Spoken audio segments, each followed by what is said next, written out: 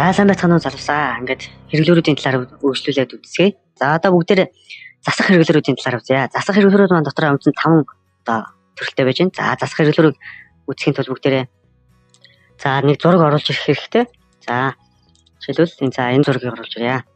За тэгэхээр засах хэрэглүүрийг бол одоо жишээлбэл энэ зүйлийг арилгах гэдэг энийг арилгах ч юм уу тиймэрхүү байдлаар ашиглаж болдог. За жишээлбэл за хамгийн ихнийх нь spot hidden brush гэдэг маань юм бол шууд зурж арилгадаг хэрэглүүр байж байгаа. За тэгэхээр бүгдээрээ одоо ямар нэгэн арилгаж байгаа зүйл дээрээ давхарлаад маус нэгээр зурнаа гэсэн. За гэхдээ бидний одоо маусын хэмжээ маань одоо бидний хэмжээ маань их том байна тийм ээ. За тэгэхээр одоо багасгахын тулд бид энэ дээрээс за сайзыг одоо багасгаж гинөө. За ингээд юм хэмжээтэй болсон бол дээрээс нь дурж гиснээр за бидний ойролцоо хөнгөө шууд нөхөд ингээд арилгачиж байгаа. Нөхөд арилгачиж байгаа. За ингээд бид нар ашиглаж болох нь. За энэ бол шууд дээрээс нь зураад арилгачдаг бол хоёр дахь hidden brush маань. За ямарваа нэгэн хэсгээс сонгож тухайн зүйлийг арилгадаг байгаа. За жишээлбэл арилсныг арьсны өнгөнийх хэсгээс одоо ижлэхэн өнгөтэй хэсгээс нь ч юм уу сонгоно гэсэн. Хэрвээ бидний саяны хэрэглүүр маань нэг л болж өгөхгүй орчинд нь байгаа арьснууд нь жоохон өөр болж өгөхгүй байгаа бол энэ хэрэглүүр бас авч болох юм аа гэсэн. За гэхдээ хэдүүлээ нэг гарнаасаа багасгахын тулд за гарн дээрээсээ keyboard-ноос за хаалт хаалтыг дарж өгдөг. За гэхдээ хаалт маань за дөрвөлжин хаалт гэдгийг хараарай. За Монгол үсгээр бол одоо К болон хатуугийн тэмдэг байрладаг хаалтууд байж байгаа. За тэгэхээр К үсгийг дарснаар жижигэрнэ. За хатуугийн тэмдгийг дарснаар одоо томорхон. За ингээд за тэгэхээр бид нар одоо ямарваа нэг арьсыг сонгож өгөх хэрэгтэй байгаа. За ингийн тулд жишээлбэл энэ хэсэгт төстэй арьсыг бид нар Alt дарж агаад маус нэгээр сонгоод өгнө. За ингэснээр тэр хэсгийн арьс бас байнгын маусын дээр явна. За тэгээд бид нар маус хоёроо дараад hardness буюу тодор бид нар зурхгүй.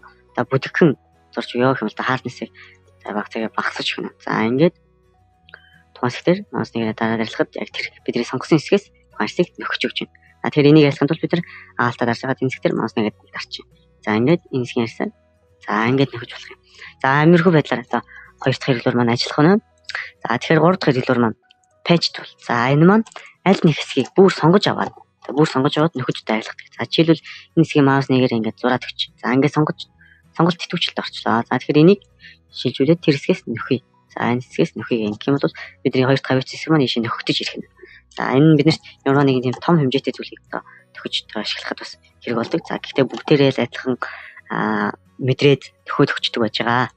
За дараагаар нь content aware буюу шилжүүлж одоо нүүлгэх хэрэглүүр үлэх хэрэглээ. За тэгэхээр энд байгаа зүйлийг одоо ийшээ авчрах юм. За ингээд энэ татарснаар тийш ирэх нь. За тэгэхээр хуучин байсан зүйлийг тийш навч гэнэ гэсэн.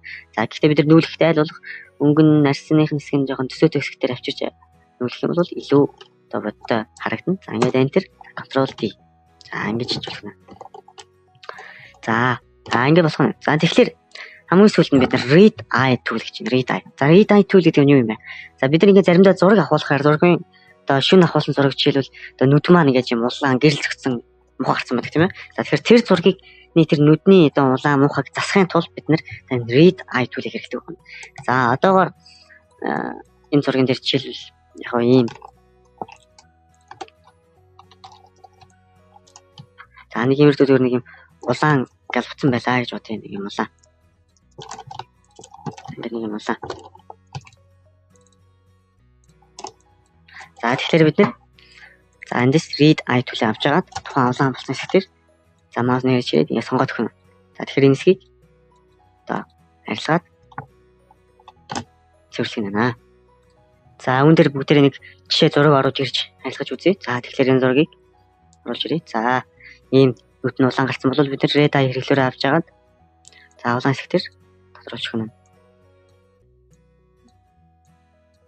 За ингээд бид улаан хэсгээр зурж өгснөр за бидний нүд маань энгийн нүд болж ингэж засагдах нь байна гэсэн. За нэг үндсэндээ энэ хэрэглүүр маань одоо улаан өнгийг одоо дарж хувиргаж энгийн нүдний одоо саарал бор хардуу өнгөрөө одоо шилжүүлдэг хэрэглүүр байна гэж ойлгож байна.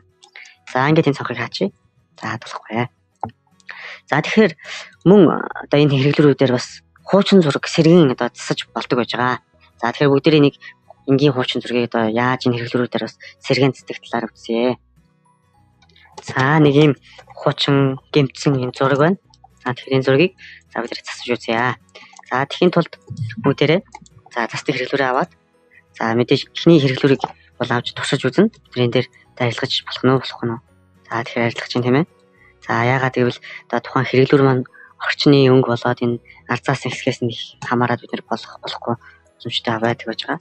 За тэгэхээр заримдаа бид нар ингээд хажуу талд нь их гимтсэн хэсэг байхад болдгоо. Тийм учраас бид нэр сонгож нөхдөг хэрэглүүрийг аваад за жирийн энгийн хэсгүүдээс сонгож өгнө. За тэгэхээр энэ хэсгийг энд сонгож нөхөж засаж өгье. За ингээд дахиад энэ хэсгээс хаалт дарж сонгож өгөөд за ингээд зургийг засварлах нь. За дахиж хаалт дараад за бид нар өмнөх хичээл дээрээ даслах хэрэглүүрийн талаар үзсэн. За тэгэхээр бидний зураг маань бас одоо хэмжээнд таарахгүй тийм дали сканерсан зураг байгаа болохоор бид нар одоо засаж хэмжээнд нь тааруулж тасалж авъя. За тэгэхээр зургийг авъя.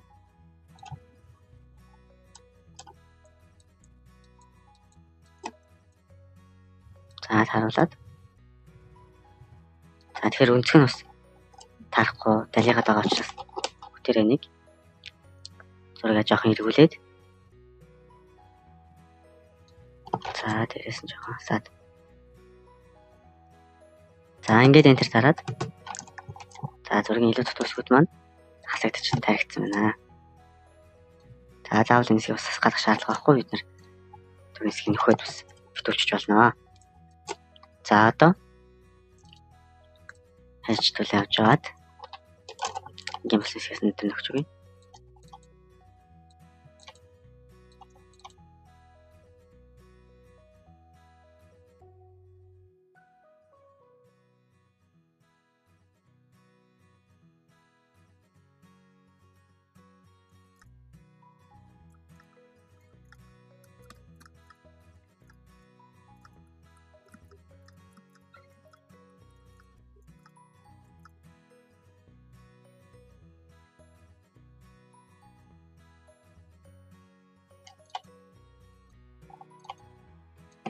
За мөн бид нар заавал энэ хэлбэр усгах цаашлаад шаардлагагүй одоо биднэрт их хэмжээний засагцсан хэсэг байгаа учраас ачаад энэ хэсгээс нөхөд бас засаж чаддаг болно.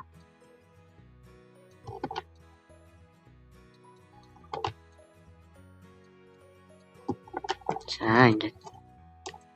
За тэгэхээр биднэрт зарим хэсгүүд маань үлдсэн байж байна. За хэсгийг. За энэ хэсгийг бас. За ингээд цэвэрхэн болж байна. Тэгэхээр төстэй хэсгийг нөхөж өгөх хэрэгтэй. Аль болох төстэй жилдүү хэсгийг бид нөхөж өгснөөр зураг маань илүү одоо бодтой цэвэрхэн болох боломжтой. Тэгэхгүй бол бидний зураг маань маш муухай болно. За энэ зураг засах гэдэг маань бас тийм их амаргүй ажил. Тэгэхээр бид маш боломжтой ялангуяа хүний нүртэй ажиллагаад бид маш боломжтой засах хэрэгтэй. Тэгэхгүй бол хүний нүрийг бид хүний нүрийг бид бас их муухай болох тал байдаг заримдаа.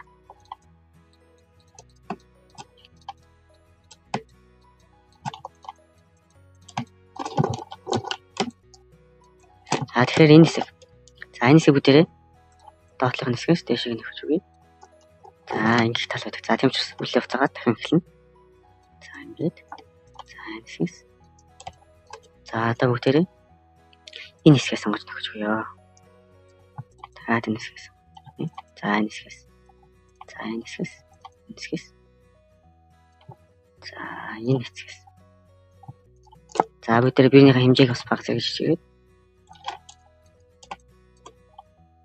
За энэ хэсгээс.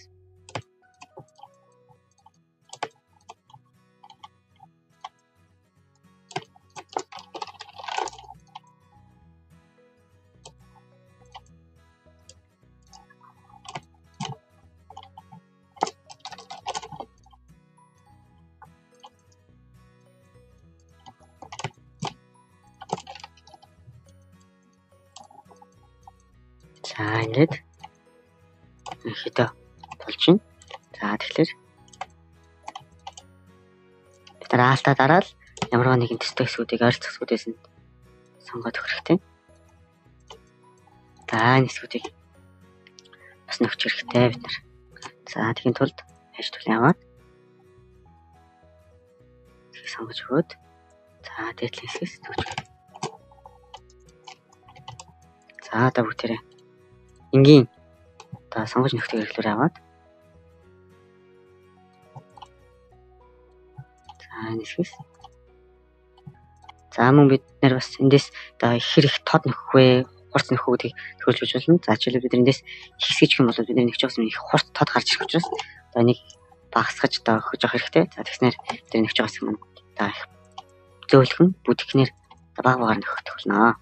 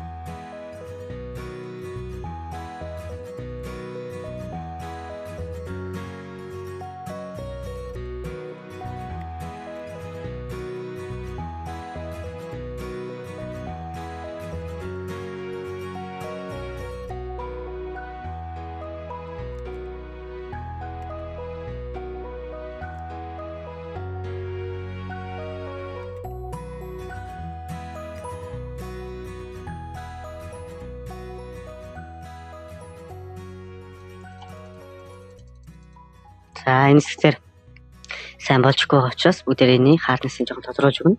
За ингэснээр бидний хэсэг маань илүү тод болж ирнэ.